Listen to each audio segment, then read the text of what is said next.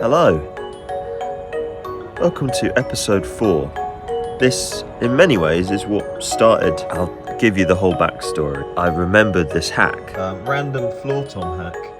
I ended up getting just hundreds of comments from people that your bearing edges are fucked, you'd learn how to tune, all of that stuff.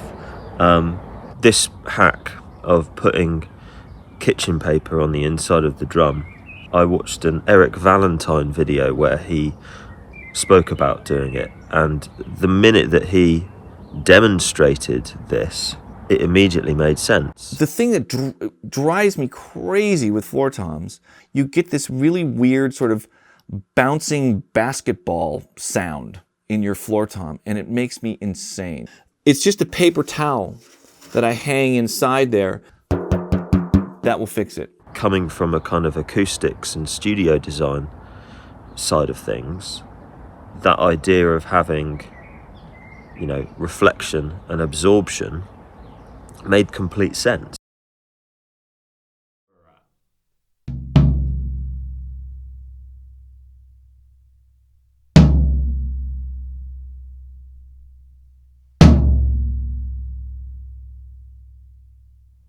And so what's happening is those waveforms are going down and they're reflecting off the inside of the shell.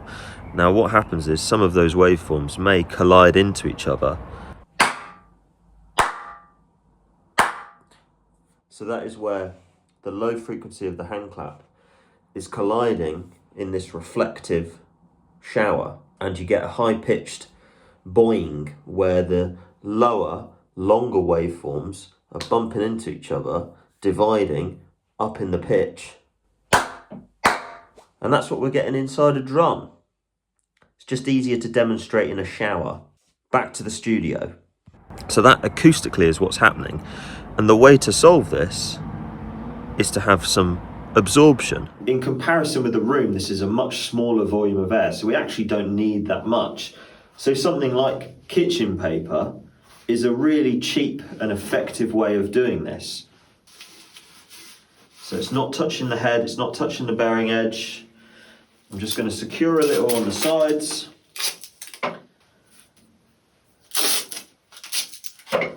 The drum.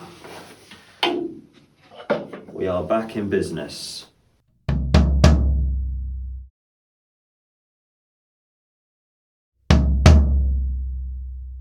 So last week we looked at the hockey pucks and the washing machine anti-vibration pads and kind of what they were doing, and we had a look at those in relation to a couple of vintage drums, pretty increased sustain happening. The next one is it gets a little bit more subtle. There's a little bit more subtlety with it in the kitchen roll. We're going to come back to this graph. Let's dig into fuzz measure. So kitchen paper inside the drum, and what we're expecting this to do is to soak up a little bit of energy in that higher frequency, or at least sort of get rid of the sustain in the highs, so we've got a much more pronounced fundamental and first resonance happening that gives us that perceived low end. In relation to the control, you can see that we get a much more pronounced fundamental,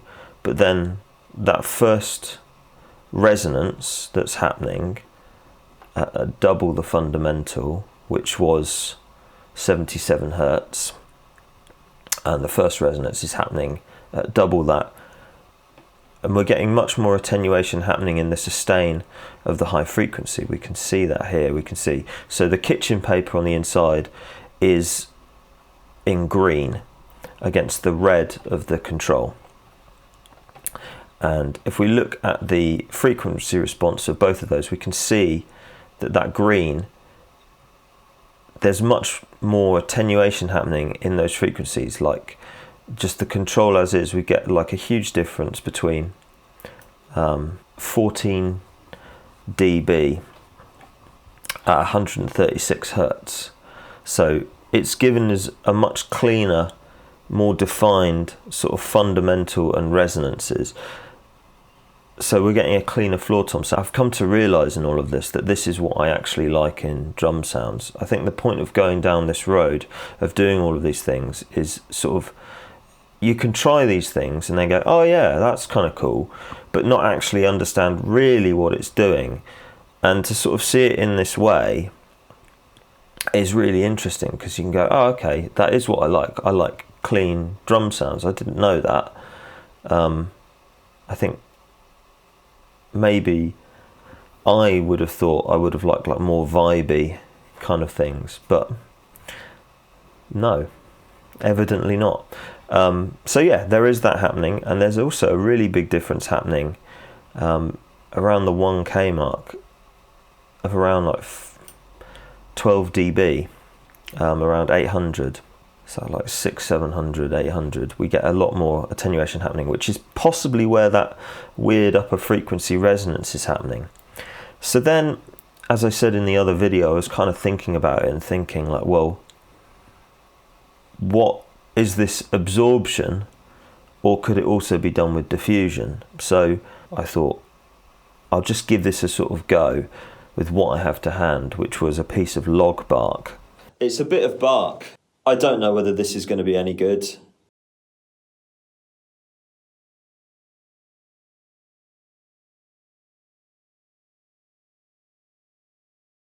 Is it absorption that's required, or could you use diffusion? So I'm going to try and hang it inside the drum and see if it makes a difference. Can you imagine if it was the greatest sound ever? I'll remove that.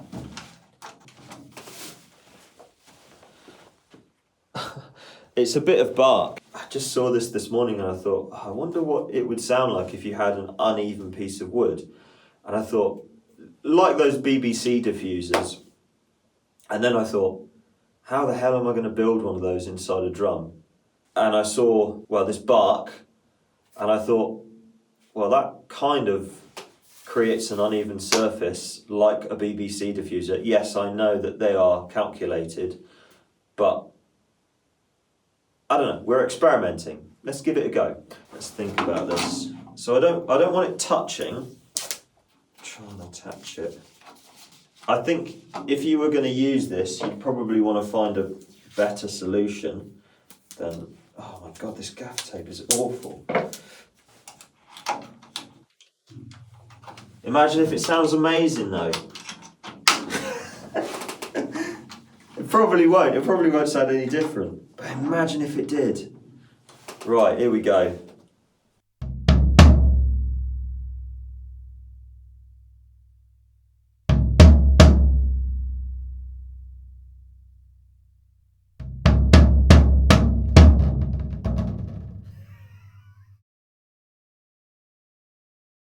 Oh well, experiment concluded.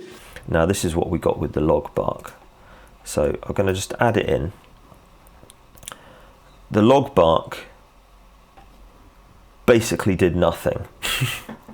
In the video I was like, yeah, you can really hear a difference. Oh man, you hear the difference. There's a little bit of a difference. Like if we just do it in comparison with the control, there's a little bit of a difference happening around the 7K mark, but not really anything is happening with the log. So that sort of suggests to me that maybe this is something that requires absorption and not diffusion. So diffusion doesn't necessarily do this, it's absorption that does this, that solves that boinginess in the drum. And as we can see on the waterfall, which is measuring our sustain, not a huge amount difference between the two.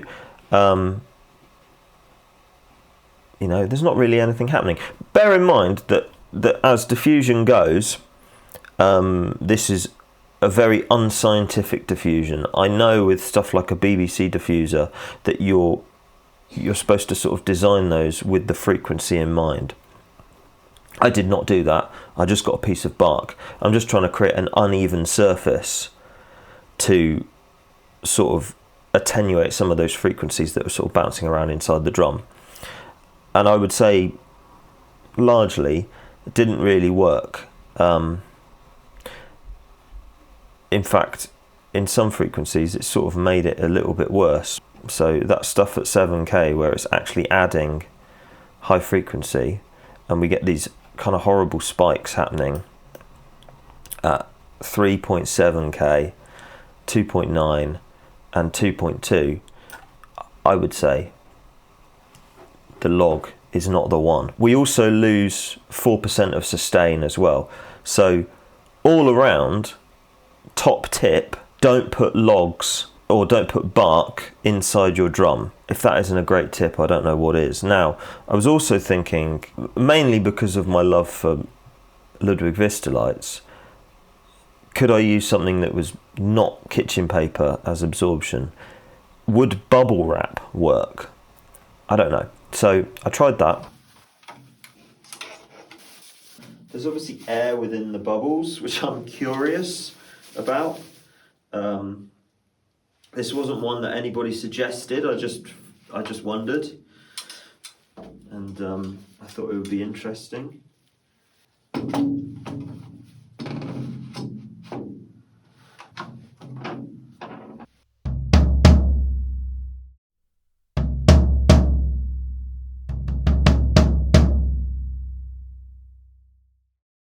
The bubble wrap, I was kind of thinking would be diffusion. I don't know. It seems to be, it's doing something for sure. Pretty similar stuff as the kitchen paper. So if I bring in the kitchen paper is in green, we're largely seeing attenuation happening in this upper mid-range stuff. But the kitchen paper is winning. We're getting much more attenuation happening with the kitchen paper. That's in green. The bubble wrap is in that sort of turquoise, and the triple flange control is in red. So that's the triple flange control. We get the kitchen paper in green, and then we get the bubble wrap. With the bubble wrap, we also get some kind of spikes happening in high frequency. So what's that, 3.3K? Oh, horrible frequencies. And then some stuff where it starts boosting at 10K, which is weird. Again, not much attenuation happening or that kind of cleanliness happening around that first resonance.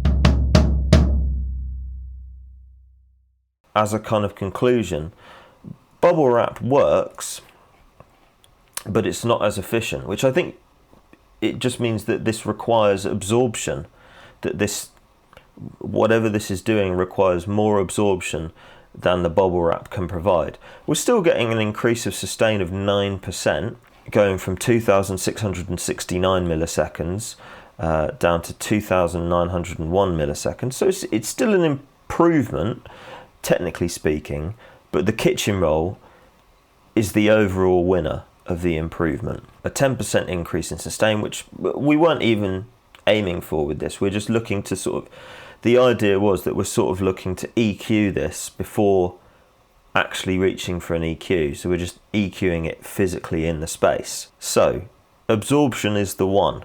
If we bring in the log as well to look at this, we can see that the log,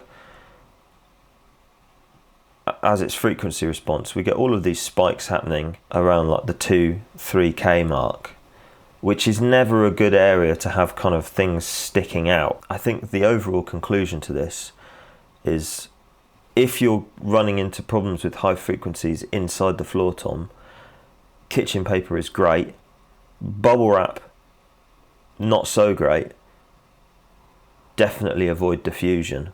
So a log does not work, or bark rather. Bark does not work. I would like to try some further experiments with diffusion at some point. I'm whirring some thoughts around in my head. I'm thinking about trying to build like a BBC diffuser but in a drum. I don't know. I haven't really finalised that thought yet. At some point